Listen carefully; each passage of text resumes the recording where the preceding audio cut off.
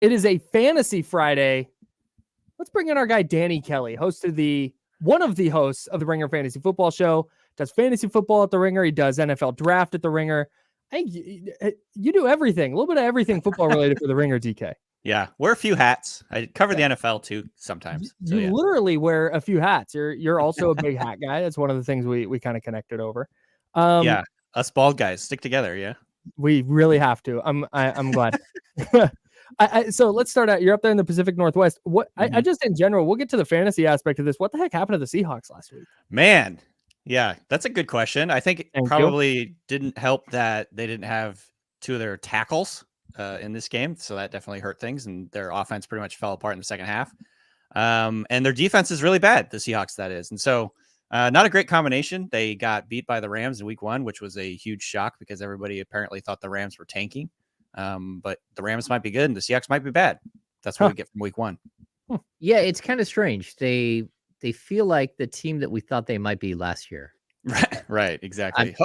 Is that rude to say? I mean, I don't want to be disrespectful to no, I mean, when you have 12 yards in the second half, I think it's fair to question whether the team is good and whether Geno Smith is good. But at the same time, I'm not panicking about this. If they, can get things going in week 2 here a little bit and get back on course, then I won't be totally panicked. But yeah, I mean, I think the second half output last week was the worst they've had since Pete Carroll came to town. It's been like over a decade. So that was not great. Tough scene. Yeah. Talking to Danny Kelly, Ringer Fantasy Football Show, joining us now for Fantasy Friday on a Football Friday. One of the things that you guys talked about a lot on the Ringer Fantasy Football Show is what to do with the Niners skill position guys, because they're undeniably good, but it's what do you do because volume is such a big part of fantasy. So what do you do with Brandon Ayuk? What do you do with Deebo Samuel? What do you do with Christian McCaffrey and George Kittle? Did week 1 change your mind with Brandon Ayuk and Christian McCaffrey getting such a heavy workload? I think, certainly it made me more confident in the Christian McCaffrey prospect because, we had him ranked really highly. We had him, I think, 3rd overall on our board. It wasn't like we were giving up on him, but I think there was some latent concern that, if Elijah Mitchell is healthy, they're going to rotate these guys pretty heavily. This is what we saw last year when both of these players were healthy. And that kind of went out the window in week 1. And that was in a game where they were dominating from the get-go pretty much. And so really encouraging usage for Christian McCaffrey from a fantasy point of view. Obviously, I'm guessing they'll probably, pull back a little bit as the year goes on to try and keep him healthy and all that. But overall, Christian McCaffrey looks like the guy that we thought he would, which is a league-winning potential type player.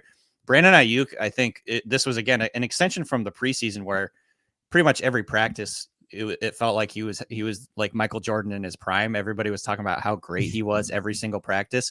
And it's like sometimes you have to be careful about buying into the preseason hype. In this case, I feel like we underestimated the preseason hype a little bit because he looked so incredible in this game. And I think, obviously Deebo Samuel is still going to do his thing, but Brandon Ayuk seems to be the clear-cut number 1 in this offense and in this passing game, and for good reason, because he was just getting open. He was, beating guys with the ball in the air, basically everything you look for from a number 1 receiver.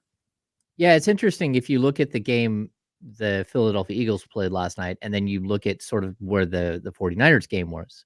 You have these two, really, really good wide receivers on both teams, but all of a sudden the guy that you thought was a superstar is taking a back seat to the guy that you were thinking was more of a number 2.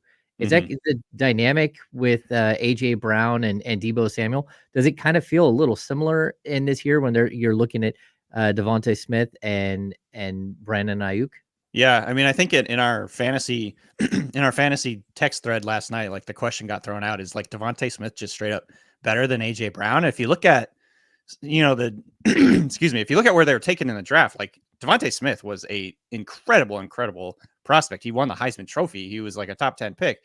AJ Brown clearly has done it at the NFL level and is a very good player. But I don't think it's too hot to say that like Devontae Smith could end up being the quote unquote better player. I think they're very different and, obviously have different styles, but I don't think it's a hot take to say that Devontae Smith may end up being the better receiver. And I think it's same sort of dynamic with Brandon Ayuk and Deebo Samuel. Brandon Ayuk was a 1st-round pick. Like he was a very good prospect in his own right. Deebo Samuel was a 2nd-round pick. Both of those guys were extremely impressive over the last couple of years, but Brandon Ayuk might be more of a quote unquote like true downfield route running receiver, whereas Deebo Samuel is just like this rare guy who is a hybrid running back / receiver, can do a ton of things after the catch, but maybe isn't as reliable in contested catch situations or routes down the field, things like that. And so, I think at the end of the day, it's more like a 1A, 1B type situation for both of these receiving cores, because both of these, Devontae Smith, AJ Brown, and then Deebo and Ayuk, they're so different stylistically that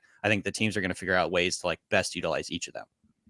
Danny Kelly, Ringer Fantasy Football Podcast, joining us now. Danny, going to grab one of our starter sit questions from the YouTube chat. Johnny G wants to know, Kyren Williams or Deion Jackson? Kyren Williams, of course, facing the 49ers on Sunday. If it's me, I have Kyren Williams by a mile on that one, just because Deion Jackson had one of the worst games of any running back in the NFL this last week, and Zach Moss is coming back now. And so I think there's a strong chance that it's either in Indianapolis, it's either a heavy rotation where Deion Jackson is not getting nearly the type of volume that he got last year, or Zach Moss just straight up takes over that backfield. What we saw with Kyren Williams in LA was like another surprising thing, because he kind of came out of nowhere and absolutely dominated snaps in the first 3 quarters. I think at halftime, it was like 26-4 in terms of snap count. Kyren Williams over Cam Akers. We've seen in the past, Cam Akers has sort of a weird, unpredictable relationship with Sean McVay and the coaching staff for the Rams. And so Kyren Williams looks like, based on the way that they were used in week 1, which of course can change, but based on the way they were used in week 1, Kyren Williams to me is the clear cut number 1 running back. He got all the pass routes. He got most of the goal line looks until the game was kind of out of reach in the fourth quarter. It was like garbage time. And then Cam Akers came in and kind of mopped up. So I like Kyren Williams a lot this week. We have people asking questions nonstop, but what I want to know is, if you're looking at Brock Purdy and the weapons that he has, we see him throw up the highest QBR in the league in week 1. Is this sustainable? And how do you view him as a fantasy quarterback as we go through the season? Because, coming into the draft, he's more like, maybe a 10, 12 round guy, but all of a sudden he looks like he has the potential and the weapons to be a much higher player. Yeah, one of my hot takes from, we do a hot take, the Take Purge episode every year, and one of my hot takes was that he was going to finish as a top 10 quarterback this year in fantasy, and it's looking like that might have not even be that hot of a take. Honestly, I think just based on the offense that he's in, he clearly runs this offense the exact way that Kyle Shanahan wants him to run it. He's a distributor. He can make a few things happen. Get outside the pocket. He's good out of structure, and so. With these weapons, which, again, I've called this maybe the greatest like collection of offensive skill players the NFL has ever seen. It's up there, and certainly in the top 10. And so, Brock Purdy, his job is pretty easy. Just get the ball to these guys and don't turn it over. And, from that point of view, I think he has the potential, because of the way that he plays in the scheme, to be a top 10 quarterback this year in fantasy. I think right now he's still probably considered sort of a high-end QB2. You're starting him certainly in 2 QB leagues, but he's on the fence if you're in a 1 QB league. But by the end of the year, we could see that kind of go, because he has such a high floor every week. It's like every week he's between 16 and 21 points. That's like every time he started, he scored that many points. Are we selling high on Puka Nacua and Tutu Atwell, or are we hanging on to those guys and seeing what happens? Tutu Atwell, I probably would. Puka, man, this is redraft, not dynasty. Yeah, for sure. I think for both, it's probably not a bad idea to sell high on both of them, just because Puka Nacua, 15 targets, 10 catches. Yeah. That's probably not going to happen every week for a 5th round rookie. He basically set a record. That was like one of the greatest first games for a rookie in NFL history. So of course that is an opportunity to sell high. If you can get a really, really elite player for him, I think you should probably do that. At the end of the day, though, I'm kind of riding this Puka wave, because he is playing essentially the Cooper Kupp role in this Rams offense. He clearly has Stafford's trust. Stafford is looking to this guy on his first read at a very high rate.